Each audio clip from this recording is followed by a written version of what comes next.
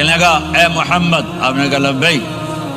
اب بدتمیزی کے جواب ہمیشہ محبت سے دیتے تھے، آپ نے کہا لبیک۔ کہنے لگا 3 باتیں سمجھ میں نہیں آتی تمہاری۔ آپ نے کہا کیا؟ کہ تم کہتے ہو ہم باپ دادے کا دین چھوڑ کر تیرے دین پر آئیں گے، ہم کیوں چھوڑیں گے؟ اب اچھا، اور کہ تم کہتے ہو روم فتح ہو جائے گا، ایران فتح ہو جائے گا، اتنے بڑے بادشاہ یہ تیرے فقیر بندے کیسے فتح کریں گے؟ اچھا، تیسری کہ تم کہتے ہو مر کے مٹی ہو کر پھر زندہ کیے جائیں گے، کون زندہ ہوا ہے آج تک؟ کوئی پیو دادا ساڈا اٹھی تے قبریں سارے موئے پہ کتھوں آ گئے؟